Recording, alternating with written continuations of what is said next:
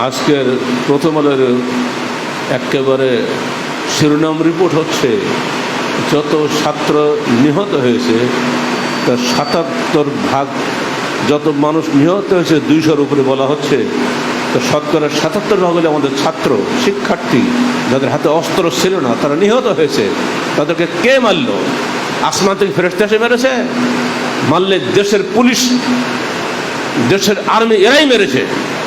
অথচ তাদেরকে বানানো হয়েছে বিডিআর, তারা যা সীমান্তে লাশ কুড়ানোর জন্য একটা গুলি পাল্টা মারতে পারে না। প্রতিদিন সীমান্ত বাংলাদেশে হত্যা করা হচ্ছে, তাদের বিরুদ্ধে একটা গুলি করার ক্ষমতা তাদের নেই।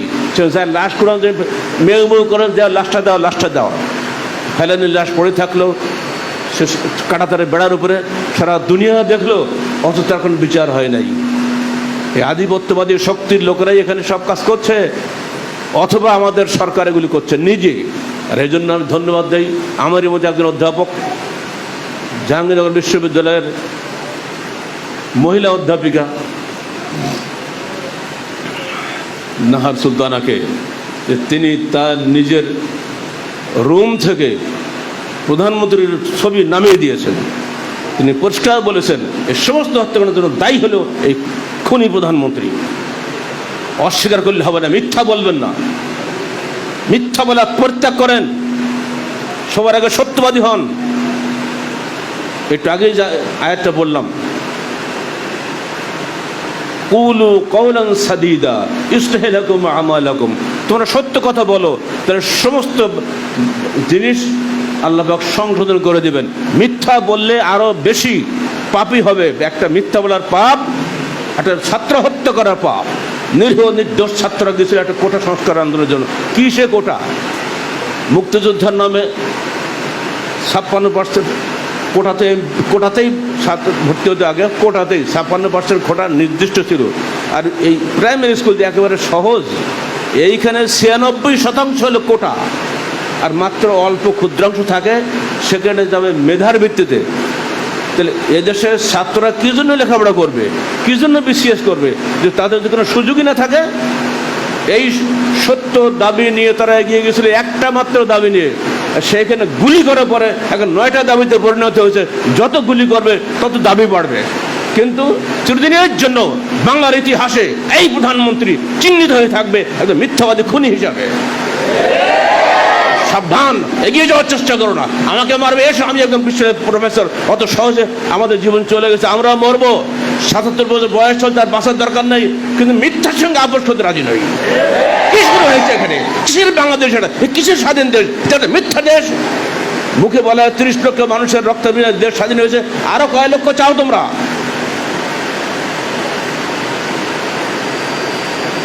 ইন্টারনেট বন্ধ করে মনে করছে কেউ দুনিয়া জানতে পারবে না? দুনিয়া সবই দেখছে বাংলাদেশ একটা হত্যাকারী দেশ, বাংলাদেশ একটা সবচেয়ে বাজে দেশ। যে দেশ একদিন সম্মানের স্থানে ছিল, আমাদের 1 কোটির মতো ছেলেরা বিদেশে চাকরি বাকরি করে পেটের দায়ে সংসার চালায়, ওইখানে চাকরি রেমিটেন্স পাঠায়। বিগত 10 দিনে সবচেয়ে কম রেমিটেন্স এসেছে এই মাসে, জুলাই মাসে, মাত্র $138 কোটি। তাদের বাচ্চা কাচ্চা না খেয়ে মরতেছে। আজকে যে মায়ের বুক খালি হয়েছে, যে বাপের বুক খালি হয়েছে, সে জানে মৃত্যুর ব্যথা কি। উনি নাটক করছেন, আমিও স্বজন হারার ব্যথা বুঝি, আমি সবাইকে হারিয়েছি। জি না, তুমি কিছুই হারাও নেই। 75 সালে আগস্টে হারিয়েছ, এখনো কান্নাকাটি। 3 দিনে বসে শোক করা নিষিদ্ধ, এখনো কোনো শোকের মাস? কিসের শোকের মাস? শোকের মাস সম্পূর্ণ বেদাতি অনুষ্ঠান। শোক চলে 3 দিন, তারপরে না। আর এখন যারা বসে এদের জন্য তুমি শোক করো, যদি লজ্জা শরম থাকে পুরনো শোক বাদ দাও। দুনিয়া ধ্বংস হয়ে যাচ্ছে, এরপরও বলা হচ্ছে আমরা কিছুই না, সব সন্ত্রাসীরা মেরেছে। কে সে সন্ত্রাসী? চিহ্নিত করো তাদেরকে। সেই সন্ত্রাসীদের মধ্যে এখনো কথা আছে যে হিন্দি ভাষাও নাকি শোনা যাচ্ছে। হিন্দি ভাষায় কি বাংলাদেশের লোক কথা বলে? কারা সেই হিন্দিওয়ালারা? যদি বিচার বসে, বিচার তো হবেই, আজ হোক কাল হোক, জীবদ্দশা হবে বা মৃত্যুর পরে হবে, বিচার হতেই হবে, হবেই। বিশ্ব বসে নাই, সারা দুনিয়ার চোখ এখন বাংলাদেশের দিকে। তুমি হয়তো মনে করেছো ইউটিউব বন্ধ করে দেবো, আর এসব আবল তো কিছু নাম তোমার বলে ইন্টারনেট বন্ধ করে দেবো। দুনিয়ার বহু ইন্টারনেট আছে, তারা সবই দেখতে পাচ্ছে। অত আর মিথ্যা নয়, সত্যের কাছে মাথা নত করো। হাসপাতালে গিয়ে মিথ্যা মূর্তি রুগী দেখার জন্য ঢং করতে যেও না। চেষ্টা করো ওই আবু সাহেবকে ফিরিয়ে দিতে পারবে, আবু সাহেবের রক্ত বিধা দিতে পারবে। পুলিশ রিপোর্ট দিয়েছে সন্ত্রাসীরা গুলি করে মেরেছে, তার জন্য একটা ছেলেকে আটকে রাখছে, 12 দিন পরে আসতে ছেড়েছে। কেন? কোন ছেলে গুলি করেছে? পরিষ্কার দেখা যায় পুলিশ গুলি করেছে, দায়ী হলো পুলিশ। দিক ওই পুলিশের, দিক ওই পুলিশের, দিক ওই পুলিশের, ওকে আগে হত্যা করো। কোরআনে হুকুম বলে হত্যার বদলে হত্যা। যে পুলিশ ওই ওকেই আগে হত্যা করো, তাহলে বলতো তুমি সত্যবাদী। আর বাঁচানোর জন্য বলছে পুলিশকে বাঁচাতে হবে, পুলিশের জোরেই তোলা ঠিকই আছে, পুলিশকে বাঁচাতে হবে বলছে সন্ত্রাসীরা হত্যা করেছে। এত সস্তা বললেই হবে? তোমার রিপোর্টের 3 মূল্য দেয় না দেশের মানুষ।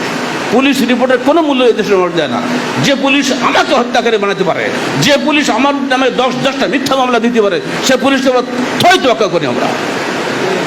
জনগণের পয়সা দিয়ে যে পুলিশ পোষা হয়, বিডিআর পোষা হয়, আর্মি পোষা হয়, এদের প্রতি মানুষের সামান্যতম আর সম্মান মর্যাদা এখন আর নাই। আল্লাহ পাক আমাদের দেশকে তিনি তার নিজের রহমতের কারণে দেশ বাঁচাবেন। আল্লাহর রহমতের দেশটা ঠিকই আছে, তোমার চেষ্টায় নয়। মনে রেখে ভালো করে। আল্লাহ পাক বলছে মা লাকুম লা তুকাতিলুনা ফি সাবিলিল্লাহ আল মুস্তাযআফিনা মিনার রিজালি ওয়ান নিসা ওয়াল বিলদান আল্লাযিনা ইয়াকুলুনা রব্বানা আতিনা মিন লাদুন্না ওয়ালিয়্যা ওয়াজআল লানা মিন লাদুনকা নাসীরা। আল্লাহ বলছেন, হয়তো এখন আর শুনতে পাচ্ছি না, কোরআনে বলে দিয়েছে মানুষের হলো কি, সূরা নিসা 75 আয়াত, মানুষের হলো কি, তোমরা কেন যুদ্ধে বেরিয়ে যাচ্ছ না, কেন লড়াই করছো না? অথচ আল মুস্তাযআফিনা মিনার রিজাল, পুরুষ নারী দুর্বল শ্রেণী তারা কান্নাকাটি করছে আমার কাছে, আল্লাহ ওয়াজআল লানা মিন লাদুনকা ওয়ালিয়্যা, আল্লাহ তোমার পক্ষ থেকে তুমি নেতা পাঠিয়ে দাও, ওয়াজআল লানা মিন লাদুনকা নাসীরা, তোমার পক্ষ থেকে আমাদের সাহায্যকারী পাঠিয়ে দাও। আমরাও দোয়া করছি প্রাণ ভরে, হে আল্লাহ এই নেতা হটাও, নতুন নেতা পাঠিয়ে দাও।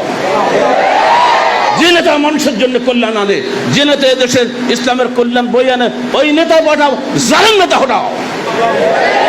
আল্লাহ হটাবে, তোমার কিছু বলা লাগবে না। কোন ভাবে তুমি হটবে তুমি জানো না এখন পর্যন্ত। বাইডেন বুশ বাড়াবাড়ি করছিল, যেদিন সে অস্ত্রের চালান পাঠালো, অনুমোদন দিল হামাসকে হত্যা করার জন্য, তার পরদিন তার করোনায় ধরলো। কথা বলতে পারে কেন? কি হলো? কি বাইডেনগিরি? নমরুদ গেছে, ও এটা করার পরে বাইডেন বললো না না এই ঠিক নেতানিয়াহুকে ডাকো, এই যুগের হালাকু খাতে নেতানিয়াহু, ওকে ডাকো। ওকে বলে দিল বাবা তুই চুক্তিতে রাজি হয়ে যা, আর আমি তো মরেই যাচ্ছিলাম, বাঁচিয়ে দিয়েছে ঈশ্বর, এখন তুই তো ঠিকঠাক হ। ওই রকম করোনায় ধরবে তোমার এই আবল তো কিছু হয় না। আজকাল কোন দিক দিয়ে আল্লাহ মারবে ঠিক নাই। বেশি বাড়াবাড়ি আল্লাহর সঙ্গে লড়াই করতে যেও না। আল্লাহর সঙ্গে পাল্লা যে করেছে টেকে নাই, নমরুদ বাঁচে নাই, ফেরাউন বাঁচে নাই। ফেরাউনকে আল্লাহ নদীতে ডুবিয়ে মেরেছেন, আল্লাহ নমরুদকে ছোট্ট একটা মশা দিয়ে মেরে দিয়েছেন। এসব ইতিহাস ভুলে গেলে হবে? অত শক্তির বড়াই করো না। যারা ইমান আসাধ্য মিন্না কুওয়াতান বলেছিল আদের কওম, আমাদের চেয়ে শক্তিশালী দুনিয়াতে কে আছে? এই অহংকার করার কারণে আল্লাহ পুরো আদ কমকে ধ্বংস করে দিয়েছেন। এই যে বৃষ্টি হচ্ছে না, 8 দিন বৃষ্টি আর 7 দিন একটানা ঝড় ঝঞ্ঝা বইয়ে পুরো আদ কমকে আল্লাহ ধ্বংস করে দিয়েছেন। পড়ে দেখুন না আমপারা, 2 নম্বর বৃষ্টির রহমতের এই বৃষ্টি আল্লাহকে বহু জালেম করে ধ্বংস করে দিয়েছে।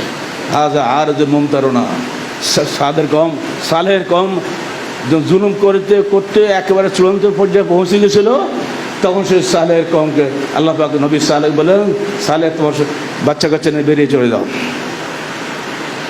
হঠাৎ মেঘমালা এসে গেল, গরমে 3 দিন একটানা ছটফট করেছে, লোক কোথাও যেতে পারে না। আজকে যেমন ক্যালিফোর্নিয়া হতে দেখছেন না, আমেরিকায় ক্যালিফোর্নিয়া আগুন জ্বলছে না, আগুনকে করতে আসলো, এটা চারিপাশে নদী, আগুন করতে আসলো। আল্লাহ এগুলো যুগে যুগে দেখিয়ে দিয়েছেন। আগুনে এসে 3 দিন এমন আগুন, ক্যালিফোর্নিয়ার 5000 মানুষকে সরিয়ে দিয়েছে, এসি মেসি সব শেষ, পুড়ি পুড়ে সব সাফ হয়ে গেছে।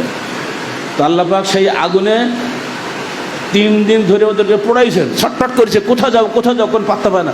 হঠাৎ দেখা গেল মেঘ এসে গেছে, মানুষ দৌড়ি সেই মেঘের তলা চলে গেল। লোকেরা বললো হাজা আর যে মমতারনা, এই যে আসছে মেঘ আমাদেরকে বৃষ্টি বর্ষণ করাবে। এবার সমস্ত জালেমরা ওই মেঘের তলায় হাজির হলো, আর এইবার আল্লাহর পক্ষ থেকে হুকুম হলে, এই মেঘ তুমি আগুনে পরিণত দাও, সবগুলো পুড়িয়ে শেষ করে দাও। একটাও বাঁচেনি, ওই মেঘ আগুন হয়ে গেল, সব ধ্বংস হয়ে গেল। ইতিহাস বলে গেলে হবে? কারাগারে বসে কোনো সাবজেক্ট খুঁজে না পেয়ে নবীদের কাহিনী লিখেছিলাম, কারণ আমার খাতা আর কলম নিয়ে যেত, 1 মাস ধরে দেখতে মৌলবীদের দিয়ে উনি কী লিখলো, আবার পরে বলতে বলতে বলতে বলতে ফিরিয়ে দিত। তাই ভাবলাম নবীদের কাহিনী লিখলে এখন ডিস্টার্ব করবে না, ওর আল্লাহ তাও বাঁচায় নাই, তাও নিয়ে যেত।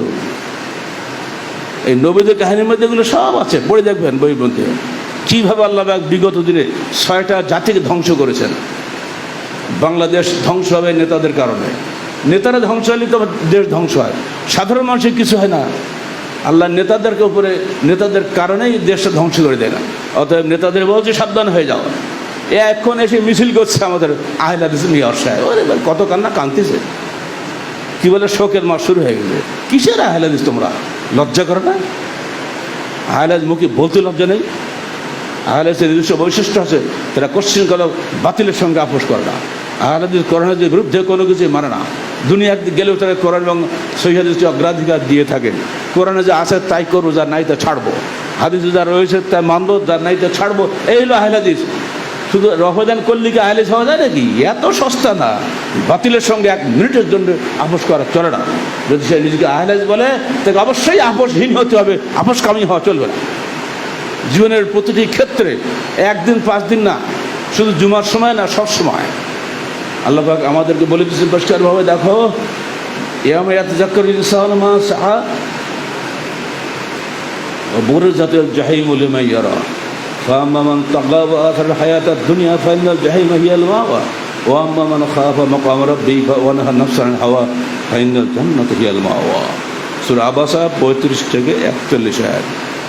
সবই আমপারাটা তো কিছু লেখাপড়া কিছুই না আসেন, অন্তত আমপারা তরসিটা কিনে বাড়ি বেশি পড়েন, টাকা পয়সা দিয়ে খালি মাছ কিনে আর গোশ কিনে খাইন না, কিছু এলেম শেখেন। আল্লাহ বলছেন, যেদিন মানুষ তার কর্মফল নিয়ে চিন্তা করবে যে তার এতদিন করলামটা কি, সারা জীবন তো ব্যবসা বাণিজ্য কত কী করলামটা কি চিন্তা করবে নিজে নিজে। কবে এটা? কিয়ামতের দিন। তার আগে তো সময়ই পাবে না। বুরিজাতিল জাহিমু লিমান ইয়ারা, এবং জাহান্নামকে সামনে দেখানো, ওই দেখো তোমাকে ওখানে পড়তে হবে, জাহান্নাম সামনে একবারে। ফাআম্মা মান তাগা, দুনিয়াতে যে ব্যক্তি সীমালঙ্ঘন করেছিল, ও আসারাল হায়াতাদ দুনিয়া, এবং দুনিয়াবী জীবনকে অগ্রাধিকার দিয়েছিল, ফাইনাল জাহিমা হিয়াল মাওয়া, ওই যে জাহান্নাম, ওটা তোমার ঠিকানা। একদম চাক্ষুষ দেখানো হয়। আল্লাহ পাক বাণীচিত্র অঙ্কন করে বান্দাকে আগেই শুনিয়ে দিয়েছেন, সাবধান বান্দা, বাড়াবাড়ি করো না, সীমালঙ্ঘন করো না। দুনিয়া তোমার জন্য বেশি দিনের জন্য নয়, কদিন পরেই তোমার চোখ বন্ধ হয়ে যাবে, সব শেষ হয়ে যাবে। অতএব সাবধান। ওই যে ওই দেখা যাচ্ছে জাহিম, জাহান্নাম। ওয়া আম্মা মান খাফা মাকাম রাব্বিহি ওয়া নাহা নাফসা আনিল হাওয়া, বিপরীত হলো যারা আল্লাহর দণ্ডমান প্রতি মুহূর্তে ভয় করে যে আমি যা করছি আল্লাহ কেন আছে, এই যে কথা বলছে আল্লাহ শুনছেন।